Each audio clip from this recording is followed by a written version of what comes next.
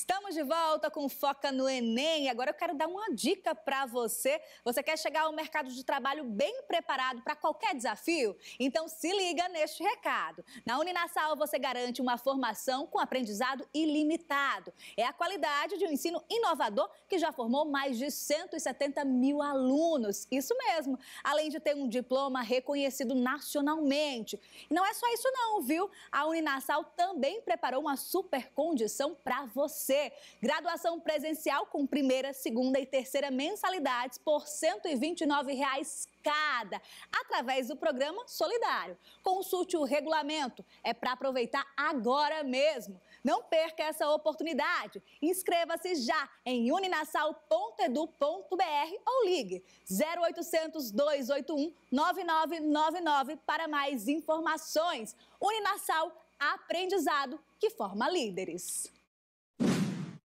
Agora sim, vamos dar continuidade à nossa aula, que os professores já estão aqui a postos, né? A gente vai seguir trazendo essas dicas importantes demais, né? O professor Edson estava falando, né, do que a gente precisa ali prestar atenção na hora da redação, que com certeza é aquele bicho de 7 cabeças, né? Então, a gente vai dar continuidade, pega caneta e papel que os professores vão seguir aqui com a aula. Silvia e Edson, com vocês. Obrigado, Vanessa.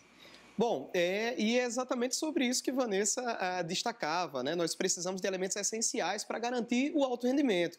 E aí, só para a gente dar sequência a isso, eu vou fazer uma conexão com algo que dizíamos no primeiro momento sobre a compreensão do recorte temático. Se você compreende bem aquilo que é pedido na prova, você vai garantir um alto rendimento nessa segunda competência. E vejamos, ela diz que é necessário compreender a proposta de redação e aplicar conceitos das várias áreas de conhecimento para o desenvolvimento do tema, dentro dos limites estruturais do texto dissertativo argumentativo em prosa.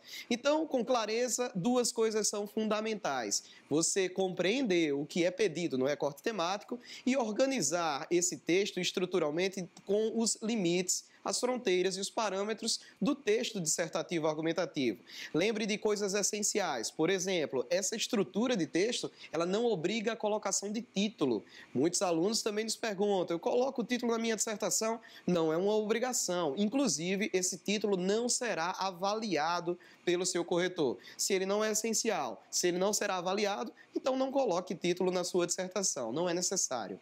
A terceira competência, ela chama a atenção para a necessidade de selecionar, relacionar, organizar e interpretar informações, fatos, opiniões e argumentos em defesa desse ponto de vista, desse posicionamento. Aí, Silvia, vem aquela necessidade de saber o que é um discurso de autoridade, um argumento de prova concreta, fazer as referências ou alusões históricas e culturais, saber indicar, quando necessário, uma exemplificação que seja coerente com aquilo que foi desenvolvido, sobretudo nos parágrafos argumentativos, mas é necessário pensar onde colocar e quais informações utilizar na construção desse discurso. Com certeza. E é aí que entra o repertório, porque trazer essas informações, trazer dados de outrem que confirmem o que você colocou no seu posicionamento, na sua tese, garante de que você não está viajando, que você não está sonhando, que não é impressão só sua. Isso é uma informação já basilada culturalmente. Então você pode acessar sim, trazer séries, filmes,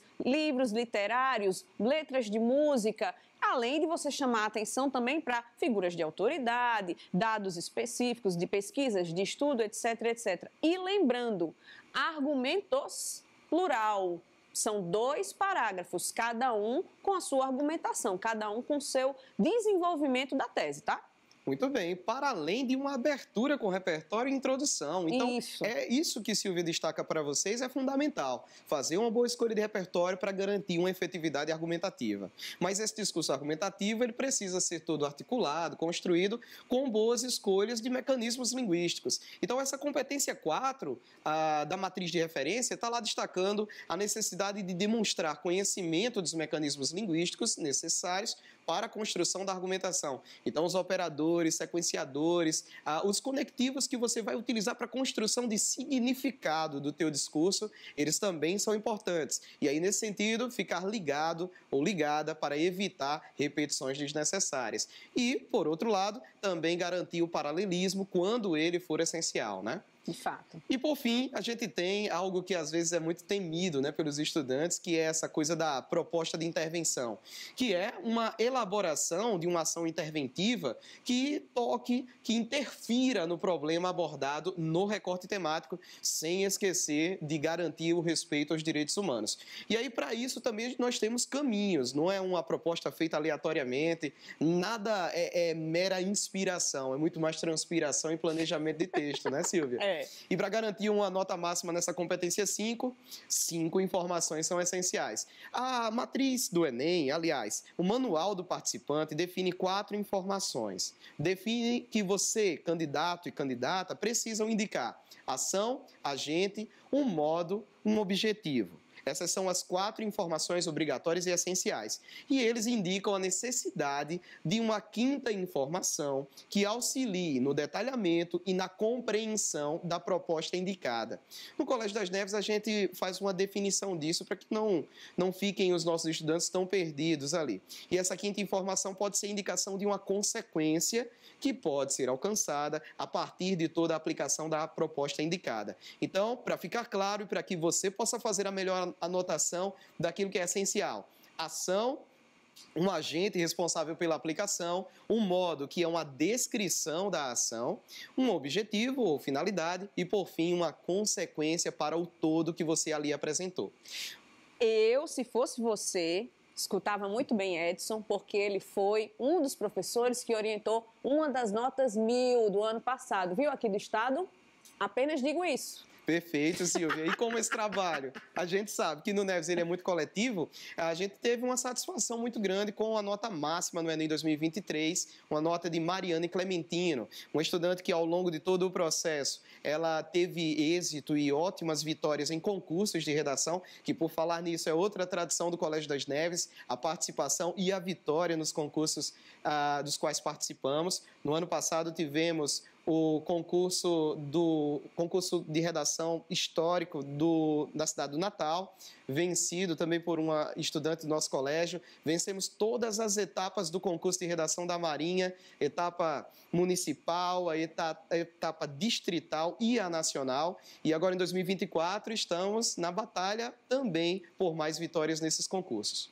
Bom, e aí nós queremos agora falar sobre algo também fundamental para a escrita desse texto, que é o projeto ou planejamento da dissertação. Nesse novo quadro, a gente tem aqui uma indicação muito objetiva, muito clara de tudo que é possibilitado com o planejamento daquilo que a gente pretende utilizar no processo de escrita. Veja bem, o processo de escrita, ele não parte, como dizíamos, do nada, do zero, ele parte de escolhas. Então, se eu defino o meu caminho ou meu percurso de escrita por meio, por exemplo, de uma topicalização de cada parágrafo anteriormente ao rascunho do texto, eu não vou ficar naquele estado de o que eu coloco agora, o que eu vou escrever, não tem aquela coisa do deu branco. Isso. Eu sei qual é o meu caminho. Então, a nossa orientação é: faça um planejamento de modo topicalizado para que você consiga perceber uma macroestrutura do seu texto, com todos os parágrafos já direcionados, embora você só faça o desenvolvimento no momento de rascunho, mas você pode ter toda essa estrutura, o esqueleto de texto, de modo também a ser viável uma verificação de coerência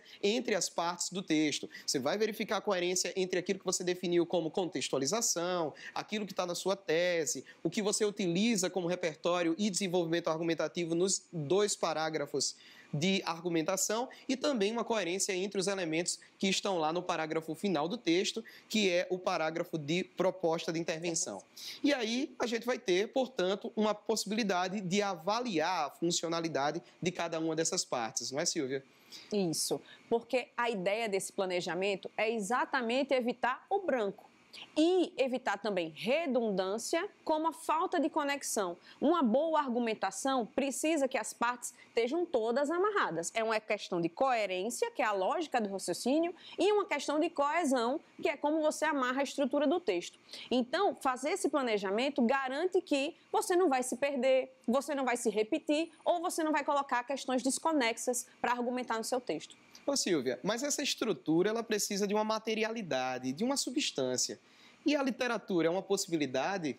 Muito, super. Por quê? Porque a literatura, gente, ela é a grande mãe de todas as artes. Desculpem o favoritismo, mas é um fato. Então, na hora que a gente traz um livro, na hora que a gente traz um autor que tem uma significância dentro daquela temática, nossa, o corretor olha e diz, amei. É isso mesmo. É. E aí vamos para as dicas, então, de literatura? Vamos lá, gente. Literatura na redação Enem, porque no caso aqui não vamos abordar questões acerca da literatura na prova objetiva. É como usar a literatura para incrementar a sua argumentação. Por quê? Porque a literatura é um excelente repertório. Lembrando, como a gente já colocou lá no primeiro bloco, que um filme, uma música, uma série, enfim, são elementos artísticos que você pode vir a somar para engrandecer e para trazer originalidade para a sua argumentação. E no caso aqui, nós temos 3 dicas de obras literárias para mencionar. A primeira nós vamos falar aqui na televisão, mas a segunda vocês têm que ir no YouTube para terminar de conferir. No caso, a gente trouxe Jefferson Tenório com O Avesso da Pele. Esse livro já foi mencionado em questões objetivas no Enem, porém a ideia é que você traga para incrementar a argumentação, traga como repertório. Essa obra, ela é extremamente contemporânea, ela fala sobre a vida de Pedro, só que Pedro teve seu pai, Henrique, morto. Ele está vivendo, ele está passando por um processo de luto. E aí, nessa dor, ele começa a resgatar esse passado, esse histórico familiar. Ele vai em busca dos álbuns de fotografia, ele vai na casa dos pais, que ele já é um rapaz adulto, para tentar reviver, rememorar quem era esse pai. E o pai dele era um professor de escola pública, um homem negro. Então, o que é que está por dentro dessa vivência? O avesso da pele é o que está dentro de nós, para além do que a sociedade nos coloca, vamos dizer assim, do estigma social. Então, óbvio que vai tocar muito na questão de preconceito, de racismo, sobre o processo de ensino no Brasil, principalmente de escola pública. Também vai falar sobre violência, tanto no sentido social quanto também violência policial, as relações de marido e esposa, porque uma dica, a literatura contemporânea, diferentemente do romantismo, não tem heróis e vilões. Ninguém é plenamente bom, nem plenamente mal. Então, o maniqueísmo aqui não tem. Os personagens, eles têm seus momentos de grandes virtudes, mas também têm seus momentos de defeitos. E isso é uma das coisas mais caras na nossa literatura hoje em dia, porque ela nos coloca sempre para pensar. E é nessa reflexão e é nessa crítica do texto que você vai incrementar a sua redação. Olha só, bom demais. Deixa eu dizer que esse casamento entre redação e literatura deu muito match, viu? Muito bom, eu amei as dicas. Principalmente a questão ali que o Edson pontuou de separar os tópicos, não só para a questão do branco, né? Que às vezes dá aquele branco no aluno. Acho que mais pela questão do nervosismo, porque quem se prepara para uma prova como essa, como o Enem, tá ali muito bem, né? Estudado, muito bem preparado. Mas até mesmo para aquele aluno que tem muitas informações, quer colocar tudo ao mesmo tempo e o tópico ajuda, né, professora? Sim, até porque... E outra tem um detalhe. O limite de linhas é 30. Sim. Acontece muito quando a gente está corrigindo as redações, os meninos, né, ultrapassando aquela margem ali, o corretor não vai nem ver. Então tem que ter esse cuidado. O planejamento é essencial para a ausência, mas também para evitar o excesso. Perfeito. Olha, Edson e Silvia, a aula de vocês está perfeita, mas vocês não vão embora agora, porque o nosso tempo acabou, gente, aqui na TV Ponta Negra. Muito obrigada pela sua companhia, pela sua audiência. Espero vocês aí de casa no próximo sábado. Nosso encontro está mais do que marcado, mas você agora pode continuar acompanhando a nossa aula pela internet, no nosso canal do YouTube da TV Ponta Negra e também lá no Colégio das Neves, viu? Do YouTube lá do Colégio das Neves. Até o próximo programa. Te espero lá, tá? Tchau, tchau.